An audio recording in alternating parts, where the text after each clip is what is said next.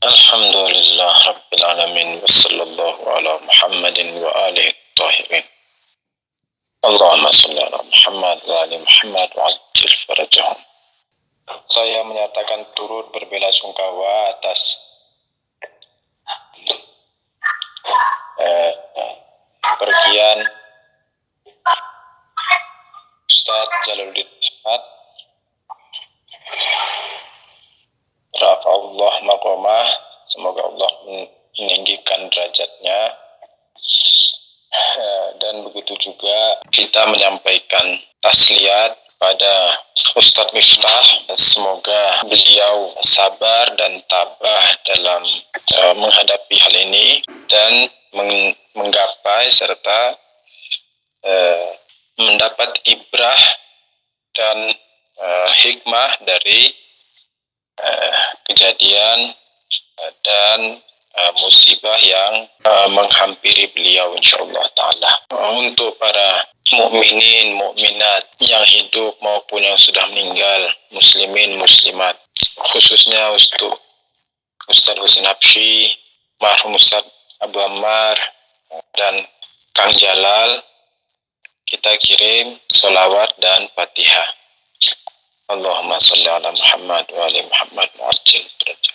Bismillahirrahmanirrahim. Alhamdulillah. Ar-Rahmanir-Rahim. Maliki yaumiddin. Iyyaka na'budu wa ihdinas siratal ladzina an'amta 'alaihim. Oke, kita mulai. Bismillahirrahmanirrahim. Qala Amirul Mu'minin Ali alaihi salam, al-'ajzu afatun was-sabru syaja'atun wa-zuhdu sarwatun wal-bara'u junnatun wa ni'mal gharin ar-ridha. Hikmah yang keempat, sebelumnya kita telah membahas sebagian dari butiran hikmah ini. Kita akan masuk pada butiran dan rangkaian yang ketiga. Az-zuhdu sarbatun wal wara'u junnatun. Zuhud, makna zuhud kita seringkali mendengar atau bahkan menggunakan istilah kata zuhud kepada seseorang yang kita lihat hidup dengan tidak bermewah-mewahan misalnya. Umumnya kan demikian. Jadi ketika kita melihat seseorang yang hidupnya tidak mewah atau mencukupkan dirinya dengan apa yang ada saja, tidak berlebih-lebihan, kita mengatakannya bahwa fulan zuhud. Jadi fulan adalah orang yang zuhud. Namun zuhud itu apa? Zuhud di dalam istilah akhlak, di dalam istilah irfan itu apa? Zuhud di dalam istilah akhlak atau irfan yakni adamut ta'alluq, yakni adami wabastigi, yakni tidak adanya keterikatan dan tidak adanya kebergantungan kepada amri duniawi. Yakni zuhud adalah tidak tergantungnya manusia kepada hal-hal yang bersifat duniawi. Zuhud yakni ada muta'alluq ala amrin duniawi. Yani ketika manusia tidak bergantung dan tidak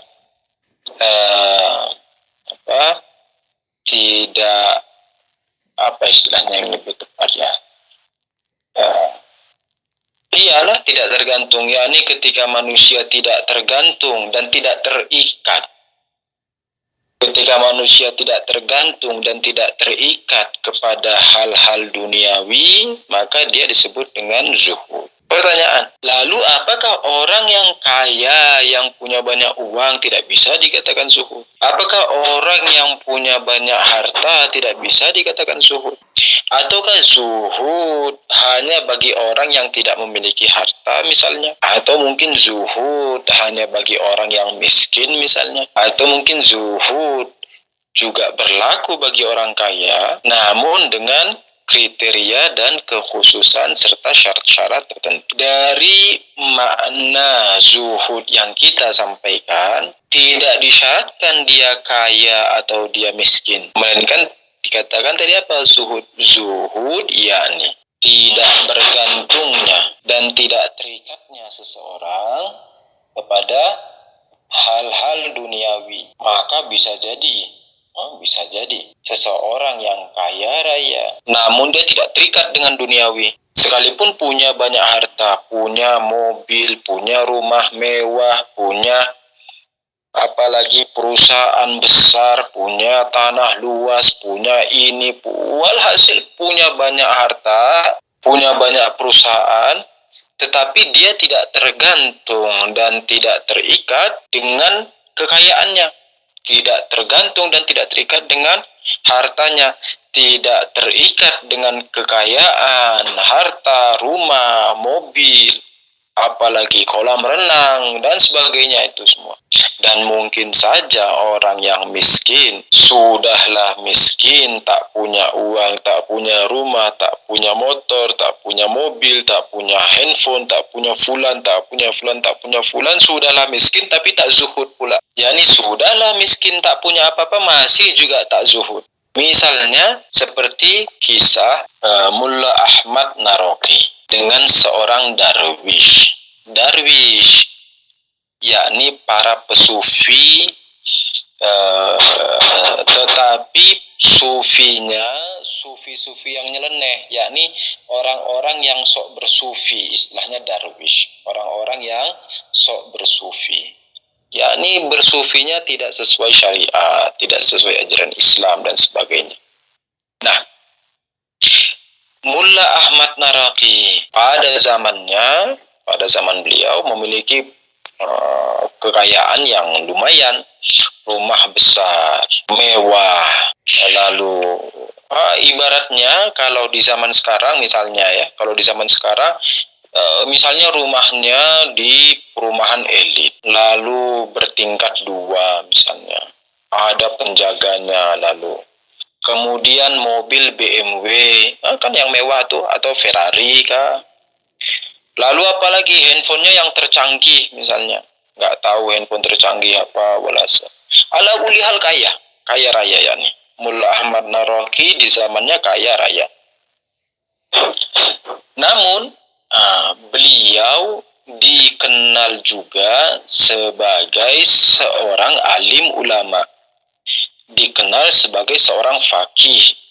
Beliau salah satu karya beliau menulis syarah dan komentar terhadap bukunya Abu Ali Sina, Ilahiyat Syifa, itu salah satu dikomentari dan disyarah oleh Mullah Ahmad Naraqi. Jadi beliau orang yang faqih, filosof, arif juga. Beliau menulis buku Mi'rajus Sa'adah, buku akhlak yang hingga saat ini selalu dipakai di dunia hauzah. Jadi namanya terdengar sejagat, seantero atau seantero. Itu terserah antum lah. Ya ini sejagat lah, sejagat muslimin. Antero kalau tidak salah namanya, seantero. Terdengar seantero. Jadi siapa yang tak mendengar nama Mullah Ahmad Naraqi? Ini seorang faqih, seorang arif, terus seorang mujtahid, seorang ulama, tapi kaya raya banget. Lalu datang seorang darwish tadi. Darwish ini siapa tadi? Darwish tadi yakni seorang sok-sok pesufi, istilahnya. Darwish yakni seorang yang sok-sok pesufi. Lalu datang, gedor rumahnya, tak. Halo, assalamualaikum. Waalaikumsalam warahmatullah. Sebagaimana maklum, Mullah Ahmad Naraqi kalau kedatangan tamu tanpa berbahasa basi langsung diajak masuk, makan apa semua. Disiapin sudah hidangannya, disiapin. Ayo makan Fadol, silakan. Ya makan dah bareng, selesai. Ini salah satu akhlak juga. Salah satu akhlak yang para imam juga mengajarkan demikian. Begitu juga kisah kalau nanti antum ikut kelas-kelas tafsir, salah satu kisah di Quran berkaitan dengan menyambut tamu. Ketika itu dikisahkan ada 2 orang malaikat yang bertajasum sebagai manusia lalu mendatangi Hazrat Ibrahim alaihissalam. Ini kita agak keluar dari pembahasan dulu ya. Kita membahas tentang akhlak menerima tamu, baru nanti kita kembali ke pembahasan zuhud. Nah, lalu dua orang tadi datang ke Hazrat Ibrahim alaihissalam, bertamu.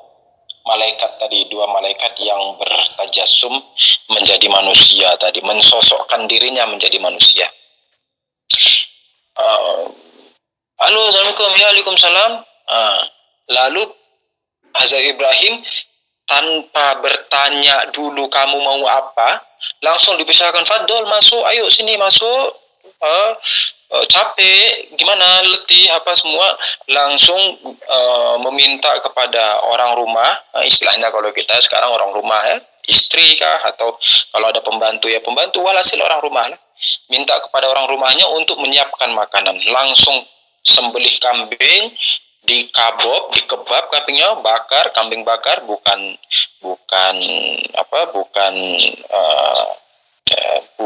istilahnya sembarang buat makanan, yakni kambing dibakar. Nah, itu zaman kan kambing istilahnya harta yang perlu patut diperhitungkan ya nih. Jadi istilahnya kalau kita sekarang misalnya kalau seandainya ada tamu, minimal bakar ayam, atau misalnya bakar ikan, ala kulihat. Ya ini tidak hanya sekedar bakwan misalnya.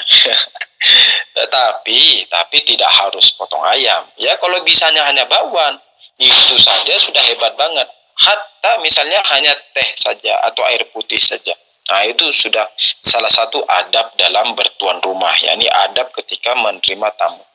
Tanpa ditanya dulu kamu mau urusan apa datang ke sini dan sebagainya, datang dulu. Tapi ya lihat-lihat juga zaman sekarang ini kita juga harus berhati-hati, jangan sampai langsung tanpa bertanya kan Fadol masuk set, ternyata pembunuh misalnya atau maling, akan jadi ruwet.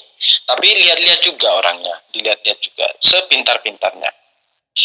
Lalu disuruh datang dan sebagainya, suruh masuk. Setelah makan baru ditanya, kamu 2 ini siapa? Ada urusan apa datang ke sini? Baru mereka menyampaikan, kami ini malaikat diutus oleh Allah Ta'ala untuk menyampaikan kabar ke kamu bahwa bahwa istrimu sedang hamil. Dan sebentar lagi kamu akan mendapat anak. Pada saat itu Siti Sarah yang pertama. Pada saat itu Sarah itu sudah tua banget. Dan Hazrat Ibrahim alaihissalam juga sudah tua banget. Istilahnya kalau kita sekarang mungkin usia 70, 60, 70 misalnya. Dan Sarah juga sudah tua. Terkejut, Hazrat Ibrahim alaihissalam terkejut. Aku yang sudah setua ini, ya ini istilahnya tulang sumsumku ini sudah bengkok, sudah sulbiku ini sudah bengkok, masih bisa punya anak. Gitu. Jadi itu salah satu adab dalam menerima tamu. Tapi zaman sekarang hati-hati. Saya tidak mengatakan kepada antum semua, ya sudah nanti kalau ada tamu, antum tanpa bertanya langsung suruh masuk ke dalam, siapin makanan, ternyata maling, besok-besoknya antum nuntut saya di pengadilan, kan rugi. Bukan, maksud saya bukan begitu. Maksud saya ada adab dalam menerima tamu yang itu mesti dijaga sekalipun dalam kadar terendah. Contoh misalnya dalam kadar terendah, yakni tidak bermuka masam. Kalau ada tamu tidak merengut, kalau ada tamu tidak menunjukkan muka gremes, muka kesal, muka sekalipun lagi sedang ada masalah, sekalipun lagi dalam keadaan terhimpit sesuatu dan sebagainya, usahakan wajah itu wajah seperti rembulan. Yakni ketika orang memandang itu asik, ketika orang memandang itu tenang. Usahakan demikian. Itu salah satu adab dalam menerima tamu. Nah, kita kembali ke zuhud. Jadi, Mullah Ahmad Noroki udah ngajak si Darwish tadi, si sok sufi tadi datang, masuk ke dalam, makan, sudah semua selesai, lalu ditanya, antum ini siapa? Ada urusan apa ke sini dan sebagainya. Si Darwish bilang, iya, nah ini sebenarnya heran lihat ente nih. Mat, istilahnya Ahmad kan namanya Mullah Ahmad. Jadi dipanggil Mat itu. Nah ini heran lihat antum ini Mat. Lah heran kenapa emangnya? Gitu kan kata Ahmad Norokinya. Heran kenapa? Lah kan antum ini ulama kan ya Mat ya. Antum ulama, fakih, mujtahid, alim, arif lagi. Nulis kitab lagi antum, kitab akhlak, Mi'rajus Sa'adah. Sampai dibilang, antum ini nulis kitab Mi'rajus Sa'adah lagi. Lah, tapi kok antum bisa nyaman tinggal di rumah kayak begini, besarnya, kaya, raya, dan sebagainya. Apa maksudnya semua ini? Nah, dia bilang, apa maksudnya semua ini? Antum sedang menipu masyarakat, antum ini. Antum ini sedang bermain dengan keyakinan masyarakat apa? Mullah Ahmad Noroki tidak jawab. Mullah Ahmad Noroki diam terus. Oke lah kalau gitu. Kalau gitu, ayo sekarang antum bareng ana. Jadi Mullah Ahmad Noroki bilang ke Darwishnya. Sekarang antum bareng ana. Sekarang juga kita pergi ziarah Asyura, ziarah ke Imam Husain alaihissalam ke Karbala. Jalan kaki. Kan istilahnya mau zuhud nih, istilahnya mau ndak pakai kendaraan, anak ndak mau pakai ontak, kita jalan kaki, mau, ayo Fatul, gitu langsung nih si Darwishnya, ayo sudah, ayo, udah jalan mereka, jalan,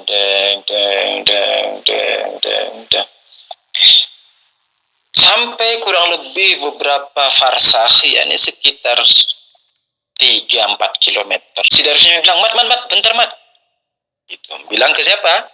Ke Mullah Ahmad Noroki. Mat, bentar Mat. Kenapa Wis? Karena ketinggalan zaman dulu itu kalau seorang petualang itu ada semacam kantung kecil. Kalau antum pernah nonton film-film dulu, film Jaka Tingkir, Jaka lah, walhasil banyak film Jaka dulu di Indonesia itu. Kalau seorang petualang atau seorang pendekar apa gitu, biasanya itu ada semacam sebuah kantung dari karung goni misalnya apa, dari karung beras apa, semacam kantung yang ditaruh di selendangan tangan. Kalau pernah lihat atau bisa digambarkan lah, dia semacam tas, model tas tapi dari karung-karungan gitu. Istilahnya kise. Dia bilang, kantungan anak ketinggalan di rumah antum. Dia bilang, bentar, kantungan anak ketinggalan di rumah antum. Ditanya, apa isinya? Sendalan amat. Dia bilang, apa isinya? Dia bilang, sendal ana. Ya, ini sendal ana ketinggalan di rumah antum. Mullah Ahmad Noroki bilang gini, Darwish, ya Allah, antum ini ya, antum hanya meninggalkan sendal di rumah ana, kalang kabutnya udah kayak gini, bingungnya sudah kayak gini. Lah ana ini ninggalkan rumah, ninggalkan kekayaan, ninggalkan ini, itu, semua yang ana punya di sana ana tinggalin, dan tidak ada sedikit pun di dalam hati ana rasa kehilangan ketika saya meninggalkan itu semua. Tidak ada sedikit pun rasa kehilangan di hati saya. Lah kamu baru kehilangan sendal, ketinggalan sendal, dan istilahnya bukan hilang, baru ketinggalan sendal, bingungnya sudah begini. Lalu Mullah Ahmad bilang, ketahuilah bahwa bagiku seluruh kekayaan yang kamu lihat itu tidak ada apa-apanya sama sekali. Dari kisah ini kita dipertontonkan dua sosok yang saling saling jauh, yakni saling khilaf. Satu sosok Mullah Ahmad Noroki, di mana kaya raya, namun hatinya tidak terikat dan tidak tergantung kepada dunia, kepada harta, kekayaan, makom, dan sebagainya. Sedangkan sosok yang lain, seorang sufi, ini sufi-sufian yakni darwish atau sufi-sufian yang tidak memiliki kekayaan, namun dengan tinggalnya sendalnya saja yang tak berarti itu dia merasa kehilangan segalanya. Dua hal ini bagaimana kita menilai bahwa apakah zuhud itu lalu hanya bagi orang yang miskin, sedangkan orang yang miskin baru kehilangan sendal misalnya sudah kalang kabut. Lalu bagaimana dengan orang yang kaya raya, lalu tidak pernah sedikit pun di dalam hatinya terikat terhadap materi, terikat terhadap dunianya, terikat terhadap hartanya, terikat terhadap kedudukannya, terikat terhadap jabatannya, terikat terhadap harta, benda, rumah, mobil, dan segala perusahaan-perusahaannya. Makanya zuhud tidak disyaratkan hanya bagi orang yang miskin. Bisa saja orang kaya. Justru kalau ada orang kaya lalu zuhud, tentu lebih mulia daripada orang miskin baru zuhud. Kenapa?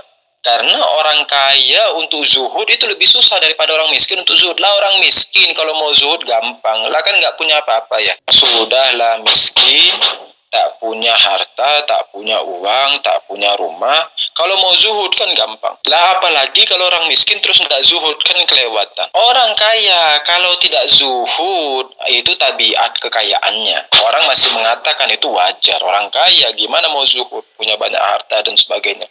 Tapi kalau ada orang kaya lalu zuhud itu kan luar biasa. Lalu bagaimana kita melihat kezuhudan ini? Bagaimana kita menilai kezuhudan ini? Setiap dari kita, jika kita tanya ke dalam hati, yakni tanya ke hati kita masing-masing, kita akan mendapati jawabannya. Hati kita itu akan memberikan jawaban yang benar kepada kita. Apakah kita terikat dengan harta kita atau tidak? Seandainya misalnya mobil kita itu harus kita berikan ke orang demi misalnya besok atau hari ini tiba-tiba Imam Zaman Zuhur Ajalallahu Farjul Syarif lalu bilang, Yusuf, ana minta motormu sini. Ana dalam hati masih nanya, ana kasih ndak ya sama Imam? Nah, kita masing-masing punya jawaban di dalam hati. Yakni seandainya Imam bilang sama kita, Yusuf, ana minta motormu sini, kita bakal kasih atau tidak itu kita tahu di dalam hati. Yakni kalau seandainya besok-besok mobil kita itu dicuri orang, lalu kita menggila akhirnya, yakni seperti kehilangan anak dari induknya, kita kan tahu itu bagaimana terikatnya kita dengan dunia itu, dengan materi kita, dengan harta kita. Sampai satu ketika Alkisah ketika seseorang kehilangan ontaknya, kambingnya, dombanya, begitu sibuknya dan begitu linglungnya, lalu Imam mengatakan, kamu kehilangan dombamu, ontakmu itu sampai sebegitu hebohnya, lalu ketika kamu kehilangan imanmu, kamu tidak heboh gitu? Ajib kamu nih.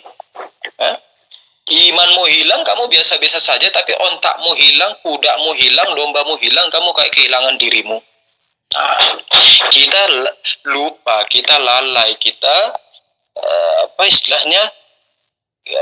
kita salah menempatkan kepada hal apa kita harus bingung.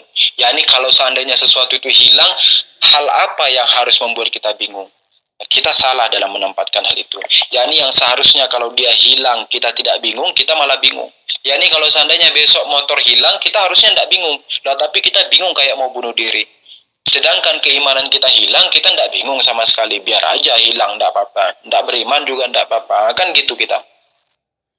Kita salah dan istilahnya salah menilai sesuatu, salah menimbang sesuatu, salah menempatkan sesuatu. yakni sesuatu yang seharusnya dia zat, lalu kita jadikan sebagai arat. Misalnya kalau di dalam filsafat istilahnya demikian. Imam Ali alaihissalam, Amirul Mukminin Ali alaihissalam mengatakan, az-zuhdu sarwatun. Kezuhudan itu adalah kekayaan. Az-zuhud, alif lamnya alif lam apa? Mahiyah. Yakni apa? Yakni mahiyah dan hakikatnya kezuhudan adalah kekayaan. Loh, kok bisa kezuhudan itu kekayaan, Yusuf? Kita bilang zuhud itu apa tadi kita bilang? Zuhud yakni ketika seseorang tidak terikat dengan materi, kan begitu. Tidak terikat dengan harta, tidak terikat tahta, tidak terikat kekayaan, makom, derajat, jabatan dan sebagainya, tidak terikat dengan hal itu. Ketika seseorang tidak terikat, ketika seseorang tidak terikat, bukankah dia kaya? Kaya itu apa sih? Orang kaya itu apa kaya? Kaya yakni ketika seseorang tidak membutuhkan, itu kaya. Gani, gani dalam bahasa Arab yakni ketika seseorang tidak butuh maka dia gani, dia kaya. Contoh misalnya, antum misalnya sudah kenyang banget. Antum sudah kenyang banget, perut sudah full. Masih butuh makan enggak antum nih? Kan enggak. Nah, ketika antum sudah full banget, sudah kenyang, kan tidak butuh makan. Pada saat itu antum dikatakan kaya dalam kenyang. Nah, makanya istilah kenyang itu yakni kaya perut itu yakni kenyang. Nah, kaya itu demikian. Contoh juga misalnya kekayaan misalnya kekayaan materi. Anggaplah antum sudah punya mobil 100 dan antum sudah cukup dengan mobil 100 itu. Nah, apakah lalu masih butuh dengan mobil yang satu lagi sehingga menjadi 101? Kan tidak cukup. Kalau masih kurang, ya ini kalau antum bilang, enggak Yusuf, 100 itu masih kurang, Anda maunya 1000. Enggak, 1000 kurang, Anda maunya 1 juta. Berarti antum belum kaya, antum masih miskin. Kenapa? Karena tolak ukur, melok, ukuran, apalagi, me'yor, apalagi, atau misalnya timbangan, ukuran seseorang itu kaya atau miskin itu dari kebutuhannya. Yakni kalau orang masih butuh berarti dia miskin, berarti dia tak punya.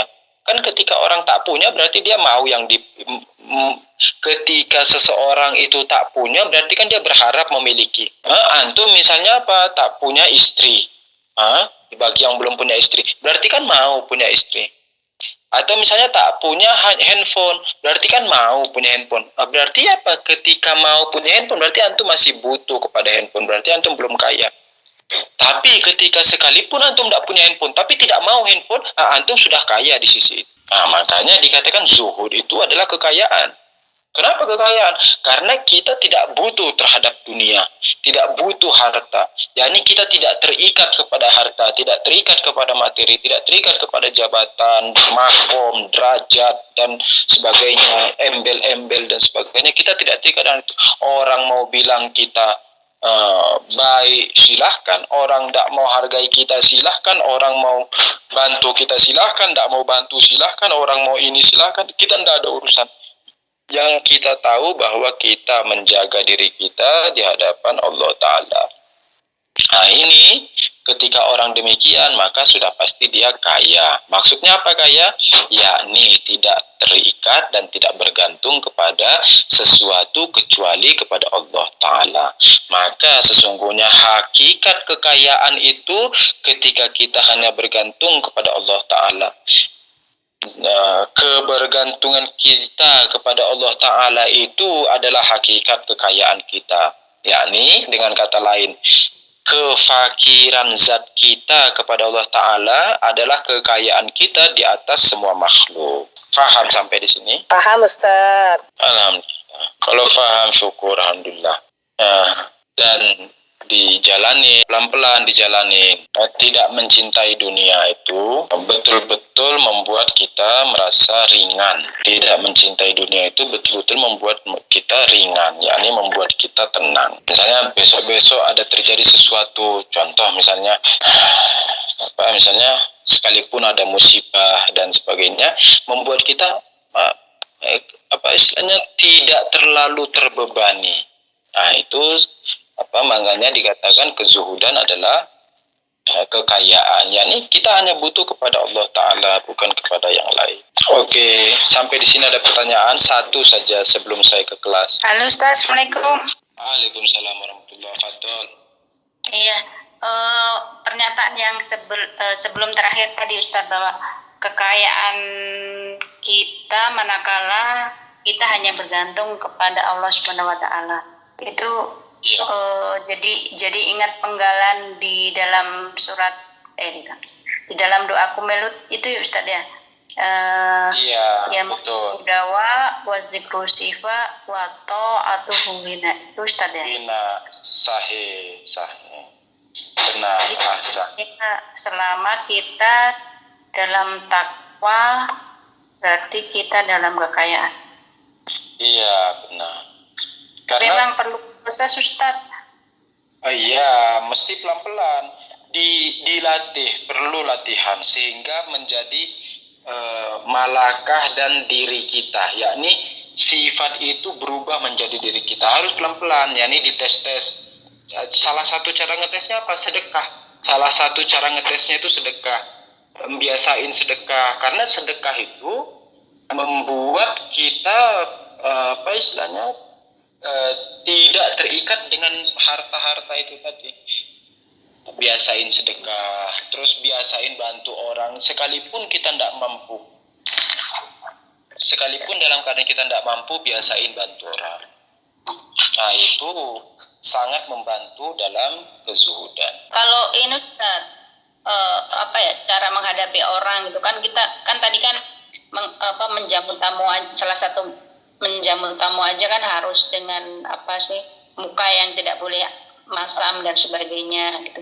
Nah, ini kan sama juga misalkan kita menghadapi orang lain atau teman gitu, tapi karena dia misalkan buat kita sering membuat kita itu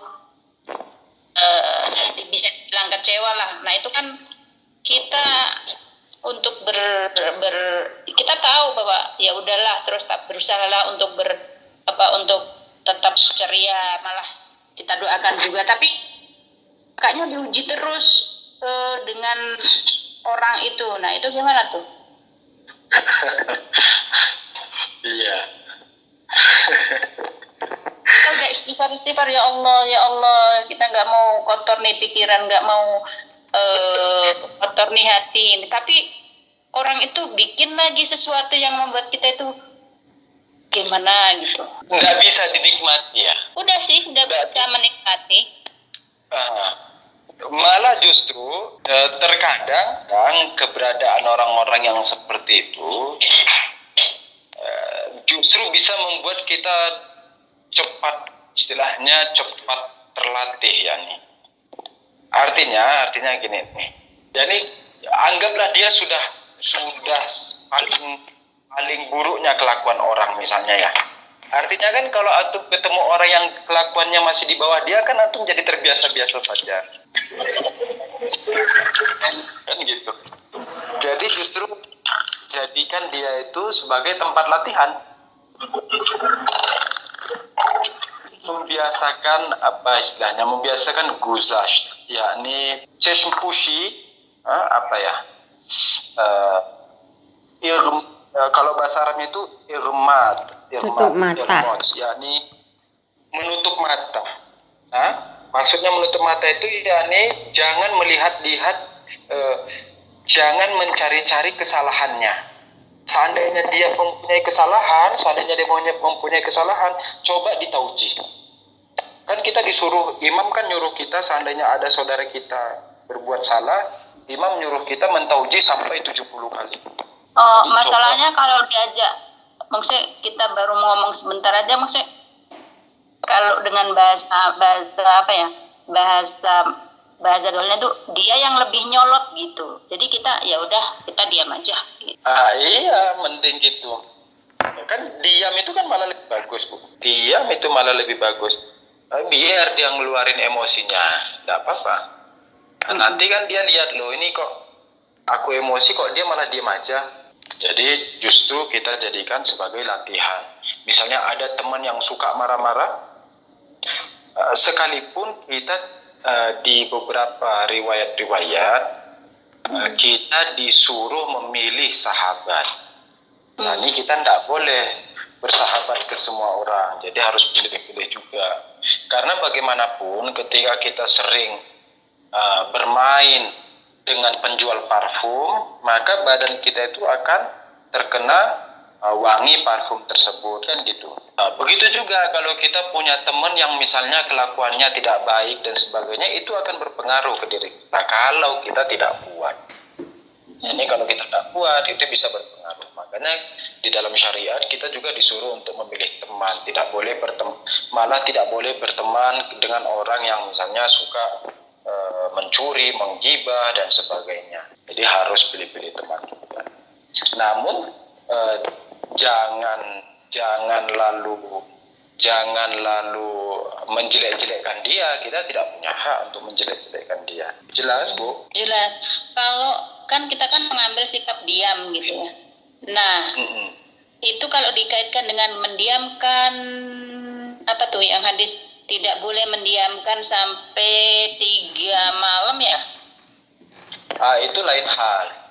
Maksudnya mendiamkan itu yakni memutus silaturahim. Kalau hadis itu dimaknai dengan literal saja, yakni kalau hadis tadi itu dimaknai secara zahir saja, maka sebanyak-banyaknya ulama kita ini juga yang telah terputus dari rahmat Tuhan dan telah dilaknati. Kenapa? Karena misalnya ulama kita kepada antum misalnya juga tidak bersaling sapa, bukan hanya 3 hari, bertahun-tahun malah kan. Jadi maksudnya bukan demikian, yakni memutus silaturahim. Nah, tapi kan kita tidak memutus silaturahim. Iya, hanya kita menghindari saja daripada misalkan kita ada dialog malah nanti salah paham lagi, gesekan lagi. Jadi mending kita diamkan aja kan. Tapi kan dalam doa kita sebut namanya, kita doakan dia kan. Sahih. Ya itu sudah tepat. Metode itu sudah tepat. Syukran. Oke. Afwan. Ana mohon pamit. Bila taufik wal hidayah. Assalamualaikum warahmatullahi wabarakatuh. Pertanyaannya Ustaz, boleh satu lagi Ustaz? Fadhol. Sedikit aja. Ini mengenai zuhud tadi. Kalau kami yang di dunia usaha kan yang tanpa membawa hidup kita ini untuk Allah, untuk agama Allah. Tapi kan di dunia usaha itu kita sepertinya orang yang haus gitu kan. Maksudnya bahwa manajemennya ditata ulang, marketingnya juga ini supaya income perusahaan itu makin besar, makin bagus gitu. Nah, bagaimana kiat kita untuk menciptakan diri dari ketidakzuhudan itu yang tadi disebut. Tapi tetap kita semangat dalam berusaha meningkatkan usaha. Makna zuhud itu kan berarti lalu kita harus ceroboh atau misalnya kita harus boros, tidak. Nah, ini di dalam syariat justru malah kita tidak boleh boros. Ini ifrat tafrid atau israf, kita sangat dilarang untuk israf, untuk boros.